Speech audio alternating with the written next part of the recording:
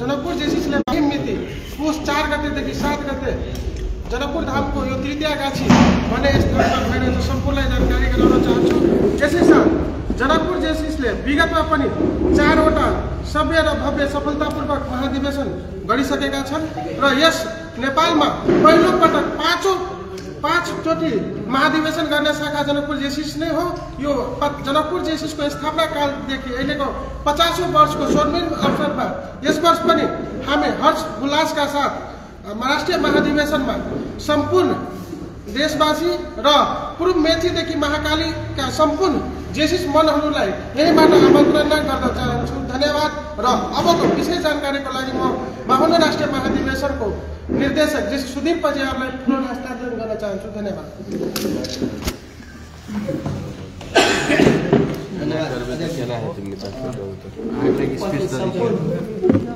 संचारकर्मी मीडियाका सम्पूर्ण साथीहरूलाई सर्वप्रथम नमस्कार, जय सियारामको अभिवादन गर्न चाहन्छु।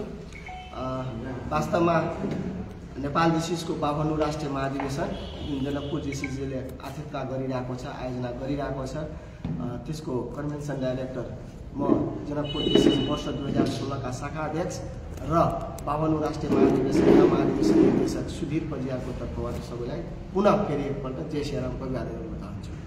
र आज हामीले यो पत्रकार सम्मेलन गर्दैछौँ किनभने हाम्रो नेपाल जेसिसको 52औं राष्ट्रिय महाधिवेशन हामी उसको 4, 5, 6 र 7 4 दिनको कार्यक्रम हामी तृतीय गाछीमा गर्ने हाम्रो योजना छ र सोही सन्दर्भमा यहाँहरू मार्फत हाम्रो यो कार्यक्रम कसरी सफल र भव्य हुन सक्छ त्यसको निमित्त यहाँहरूलाई आमन्त्रणा गरी तपाईहरुको आफ्नो सञ्चार माध्यमबाट कसरी हुन्छ यो जनकपुर धाममा यत्रो ठुलो इभेन्ट हुँदैछ जुन कि यो जनकपुरमा मात्रै नभएर यो मध्य प्रदेशकै एउटा ठुलो कार्यक्रमको रूपमा यहाँ मानिन्छ र अहिलेसम्मको हेर्दा हामीले नेपाल जेसिसको राष्ट्रिय महाधिवेशन नेपालभरि नै एउटा ठुलो इभेन्टको रूपमा लिन्छौँ हामी र यो सभ्य र भव्य डिसिप्लिन तरिकाले यो हामी आयोजना गर्छौँ र यो कार्यक्रम हामी जनकपुरमा आयोजना गर्दैछौँ र यो कार्यक्रमलाई कसरी अझ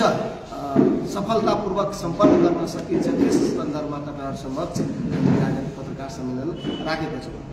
यसमा म छोटो तपाईहरुलाई जानकारी गराउन चाहन्छु कि जनकपुर जेसिसको 50औं वर्ष स्वर्णिम अवसरको गोल्डन जुब्लीको अवसरमा हामीले 2 वर्ष अगाडि अक्सन त्यसलाई बिडिङ भन्छौँ हामी, बिडिङको मार्फतबाट हामीले यो 2025 मा नेपाल जेसिसको 52औं राष्ट्रिय महाधिवेशन गर्ने हामीले 2 वर्ष अगाडि हामीले बिडिङबाट लियौँ र सोही अनुसार हामी 2025 मा यो कार्यक्रम गर्दैछौँ।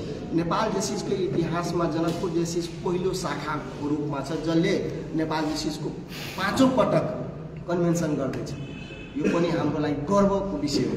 अहिलेसम्म नेपाल जेसिसमा 186 वटा शाखा छ तर 186 वटा शाखामा Janakpur is the first chapter शाखा जसले नेपाल जेसिसको 5औं पटक महाधिवेशन आयोजना गर्दैछ। यो हाम्रो लागि एउटा ठुलो गर्वको विषय छ र सोही कार्यक्रम हामीले त गर्यो तर यो कार्यक्रम अब कसरी सफलता हुन्छ, कसरी सफल हुन्छ त्यस सम्बन्धमा हामीले यो पत्रकार सम्मेलन गर्दैछौँ र अब आउने दिनमा हामीसँग समयको अब कमै छ, 11 दिन मोटामोटी हामीसँग बाँकी छ र यो 11 दिनमा तपाईहरुले आफ्नो मिडियाबाट आफ्नो स्तरबाट यो कार्यक्रमलाई यति हाइलाइट गरिदिनु पर्यो कि कमसेकम नेपालमा काठमाडौँमा बसेका हाम्रा जेसिस र अन्य सरकारवाला व्यक्तिहरूले यो जानकारी पाओस् कि कमसेकम जनकपुरमा यत्रो ठुलो कार्यक्रम हुँदैछ। यो माता जानकीको जन्मभूमि, राजा जनकको राजधानी र अहिले मध्य प्रदेशको राजधानीमा यत्रो ठुलो इभेन्ट हुनु भनेको एउटा हामीसँग च्यालेन्जको विषय छ र यसलाई हामी कसरी सफल पार्न सक्छौँ त्यो तपाईहरुको मिडियाबाट बृहत रूपमा यसलाई सञ्चारमा गरिदिनु हुनको लागि हार्दिक अनुरोध गर्न चाहन्छु र तपाईहरुको यस सम्बन्धी केही जिज्ञासा छ भने राखिदिनको लागि। यसमा सहभागी कति जना हुन्छ र कसरी व्यवस्थापन गर्नुभयो त्यो भन्नु। यो 4 दिवसीय कार्यक्रम के कार्यक्रम कस्तो कार्यक्रम छ? जस्तै हाम्रो यो 4 दिनको कार्यक्रम हुन्छ। 4 दिनको कार्यक्रममा हाम्रो मोटामोटी 3000 जना जेसिसहरू पूर्व मेचीदेखि पश्चिम मालिका 17 जिल्ला र नेपालका सम्पूर्ण प्रमुख ठाउँहरू जहाँ जुन सिटी भन्छौँ र सिटीभन्दा बाहिरको पनि जहाँ जहाँ शाखा छ त्यो सबै शाखाकोबाट हाम्रो 3000 जनाको डेलिगेट्स हाम्रो यहाँ आउँछ, जसमा 1500 जना हाम्रो भोटर हुन्छ र 1500 जना हाम्रो जस्तै सदस्यहरू, जस्तै हाम्रै शाखामा हुन्छ भोटर भनेको कार्य समिति मात्रै हुन्छ र कार्य समिति बाहेकका पनि सदस्यहरू यहाँ आउनुहुन्छ। त्यसले गर्दाखेरि यो कार्यक्रममा 3000 जनाको उपस्थिति रहन्छ, 3000 देखि 3500 जनाको उपस्थिति रहन्छ। र यो कार्यक्रम हाम्रो जनकपुर धामको तृतीय गाछीमा हामी गर्दैछौँ र पुसको 4 देखि 7 गते छ। पुसको 4 गते 3 बजे ओपनिङ सेरोमनी छ र ओपनिङ सेरोमनीमा हामी त्यो दिन ओपनिङ सेरोमनी मात्रै गर्ने, अरू कुनै कार्यक्रम नगर्ने।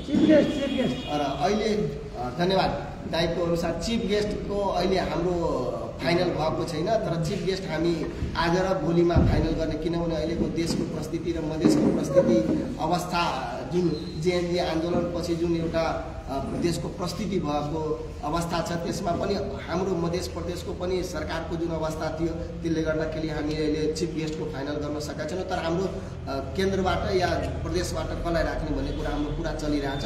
अब हिजो भर्खर हाम्रो प्रदेशका मुख्यमन्त्रीजीले पनि शपथ लिनुभएको छ, उहाँसँग पनि हाम्रो एकपल्ट कुरो गर्नुपर्ने छ। त्यसपछि अहिले फाइनल भएको छैन, तर 2 दिनमा आज या भोलिमा हामी फाइनल गर्छौँ। राष्ट्रपति नै हजुर, राष्ट्रपतिजीको पनि कुरा भइरहेको छ, तर उहाँको हामी योभन्दा 4 दिन अगाडि हामी काठमाडौँ जाँदाखेरि उहाँको सचिवालयसँग कुरा गर्दाखेरि उहाँ अस्वस्थता हुनुहुन्छ, काठमाडौँ भ्यालीभन्दा बाहिरको कुनै कार्यक्रममा जानुहुन्न भनेर हामीले उहाँको सचिवालयले जानकारी गराउनु।